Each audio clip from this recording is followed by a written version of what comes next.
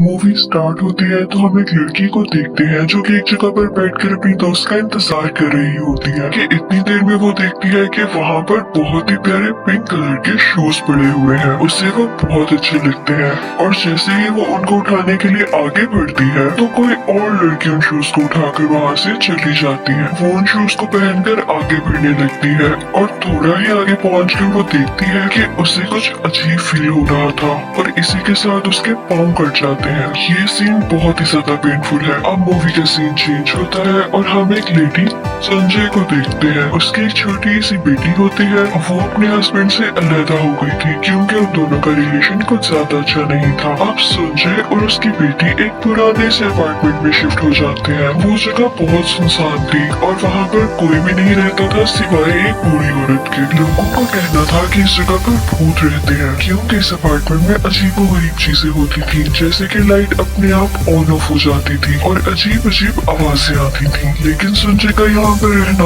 उसकी मजबूरी थी क्योंकि उसके पास इतने पैसे नहीं थे कि वो कहीं और घर ले सके। वो जब अपने रूम में जाती है तो देखती है कि वहाँ का सामान काफी खराब है और वहाँ पे सब चीजों को रिपेयर होने की जरूरत है। संजय सोचती है कि मैं देर ना करते हुए खुद ही रिपेयरिंग स्टार्ट कर दूं। तो वो एक बल्ब को ठीक करने लगती है लेकिन तभी बल्ब में ब्लास्ट होता है और एक चिंगारी उसकी आंख में लग जाती है। फिर वो अपने एक दोस्त के पास जाती है जो कि डॉक्टर थी और यहाँ हमें पता चलता है कि संजय खुद भी एक डॉक्टर है और उसका क्लिनिक अभी बन रहा है यानी अंडर कंस्ट्रक्शन है। फिर हम देखते हैं कि संजय स्टेशन पर घर जाने के लिए वेट कर रही होती है और उसे वही सेम शूज नजर आते हैं। वो पिंक शूज देखने में बहुत प्यारे थे। संजय इधर उधर देखती है कि क्या इन शूज का मालिक तो नहीं खड़ा वरना मैं ये उसे लौटा दूं, लेकिन देखने पर उसे कोई भी नजर नहीं आता तो वो शूज उठाकर अपने साथ घर ले आती है। घर आकर जब वो शूज पहनती है तो उसे बहुत अजीब लगने लगता है और वो कुछ विजन्स देखने लगती है कि एक लड़की इन शूज को पहनकर डांस कर रही होती है।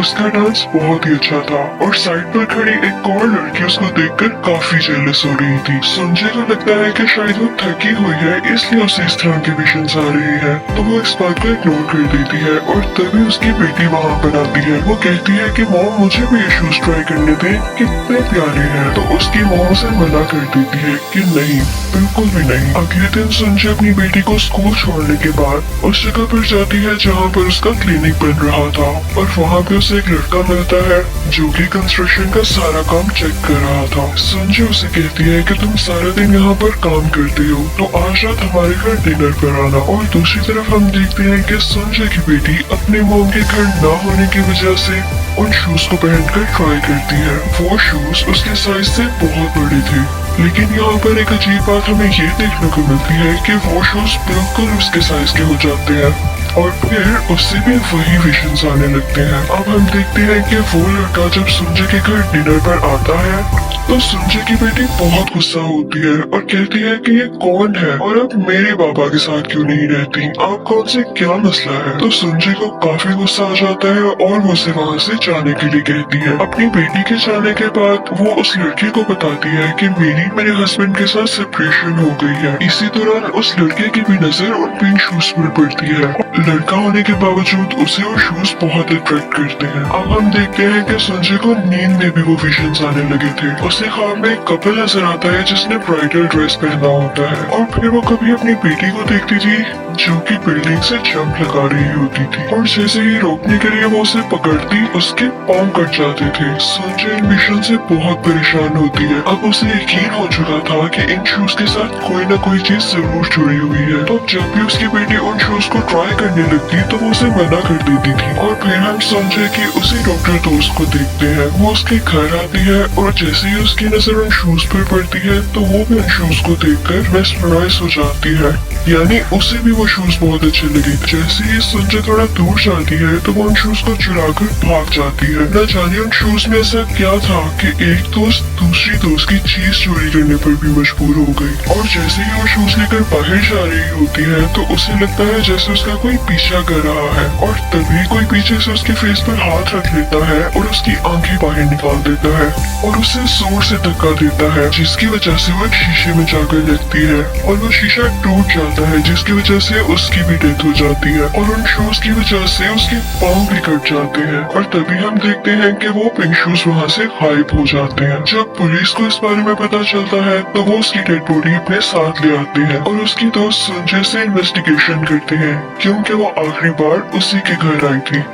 पुलिस इसको मर्डर केस समझ रही थी और संजय जब वहाँ जाकर देखती है तो वहाँ पर कुछ पिक्चर्स होती हैं जिसे देखकर उसे पता चलता है कि इस तरह से तो पहले भी बहुत सारी लड़कियों की डेथ हो चुकी है। ये सब देखकर उसे कुछ समझ नहीं आता कि ये क्या हो रहा है, तो वो घबराते हुए अपने घर आ जाती है और जब अपनी बेटी के पास जाती है तो देखती है कि उसके पास वही पिंक शूज है। वो बहुत हैरान होती है क्योंकि ये शूज तो उसकी दोस्त ले गई थी, तो अब ये यहाँ कैसे आए। वो गुस्से से अपनी बेटी के पास जाती है और वो शूज लेकर डस्टबिन में फेंक देती है क्योंकि वो नहीं चाहती थी कि इन शूज की वजह से जो कि सिर्फ उसको पसंद है किसी की भी जान जाए। लेकिन जब वो वापस रूम में आती है तो देखती कि उसकी बेटी ने वही शूज पहने हुए हैं। ये देखकर वो काफी ज्यादा डर जाती है और इसी वक्त उसकी बेटी के पाँव से खून आने लगता है। ये देखने पर संजय बेहोश हो जाती है और जब उसकी आँख खुलती है तो वो देखती है कि वो और उसकी बेटी एक हॉस्पिटल में है और वो देखती है कि उसके हाथ में वही पिंक शूज है। वहाँ पे वो लड़का भी था जो उसके क्लिनिक पर काम करवा रहा था।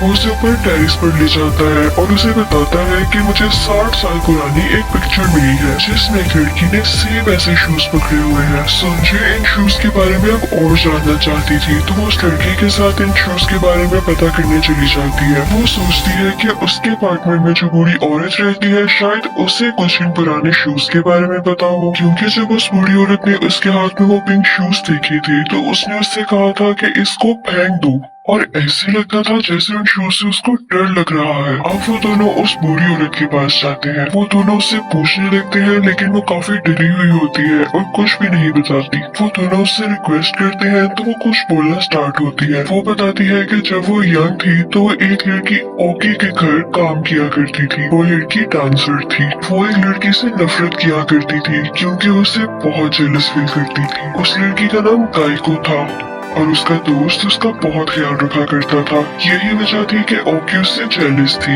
एक दिन उस लड़के ने गायको को वही पिंक शूज गिफ्ट किए जिसे देखकर उस डांसर के दिल में भी ये बात आई कि उसे भी वैसे ही शूज चाहिए और उसने गायको के फ्रेंड को अपने जाल में फंसाना शुरू कर दिया और वो उसकी बातों में भी आ गया। लेकिन एक दिन गायको ने उन दोनों को एक साथ देख लिया जिसके बाद वो वहाँ से चली गई। लेकिन उसका दोस्त उसके पीछे उसे मनाने आया और जब डांसर ने ये देखा तो भी उसे बहुत गुस्सा आया कि ये अभी भी उसी से प्यार करता है और उसने गुस्से में गायको को मार दिया और उसके दोनों पाँवों को भी काट दिया और फिर उन पिंक शूज को पकड़कर जोर जोर से हंसने लगी और गायको का दोस्त भी उसके साथ शामिल था। उस दिन ये ओल्ड लेडी भी वहीं पर थी और सब कुछ देख रही थी, लेकिन ये दोनों नहीं जानते थे कि वो भी वहाँ पर है। और फिर हम उस डांसर को और गायको के दोस्त को ब्राइडल ड्रेस में देखते हैं, यानी वो दोनों शादी कर रहे थे और उस डांसर ने वही पिंक शूज पहने हुए थे कि तभी गायको की सोल वहाँ पर आती है और उन दोनों को मार देती है। और अब वो यही करना चाहती थी कि जो भी उसके पिंक शूज को हाथ लगाएगा वो उसे जिंदा नहीं छोड़ेगी।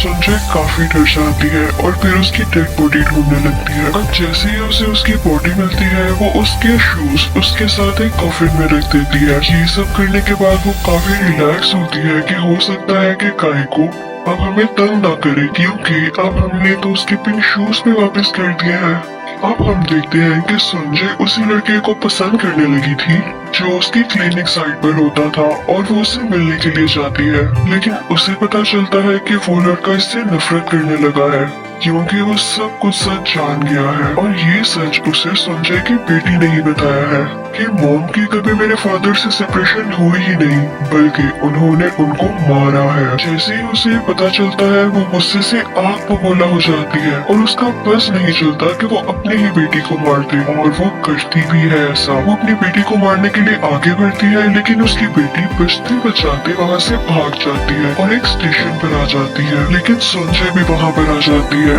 और वो अपनी बेटी को मारने ही वाली होती है कि उसे एहसास होता है कि ये वो खुद नहीं है जो अपनी बेटी को मारना चाहती है, बल्कि काइको है जो कि इस छोटी बच्ची को मारना चाहती है, क्योंकि उसने कई बार जो उसके शूज ट्राई किए थे और इसके साथ ही उस छोटी बच्ची के हाथ में फिर से वही पिंक शूज आ जाते हैं। यहाँ पर संजय काफी डर जाती है और काइको से घबरा कर कहने लगती है कि हमने तो तुम्हारी मदद की है तुम्हारे पिंक शूज तुम्हें वापस देकर, तो फिर तुम हमारे साथ ऐसा क्यों कर रही हो। और तभी उसके सामने काइको की सोल आ जाती है जो कि बहुत ज्यादा खौफनाक थी। वो उसे बताती है कि तुम में ओकी है, यानी तुम पहले ओकी हुआ करती थी, वही डांसर, और इसीलिए ही वो पूरी औरत भी उससे डरा करती थी। और काइको से बताती है कि तुम ही हो जिसने अपने हस्बैंड, अपनी दोस्त और उस लड़के को मारा, और अब तुम ही अपनी बेटी को मारने जा रही हो। यानी ये काइको नहीं थी बल्कि वही डांसर थी जिसकी जेलसी इतनी बढ़ गई थी कि अब वो लोगों को मारने पर उतर आई थी। और इसी के साथ मूवी एंड हो जाती है। Thank you for watching.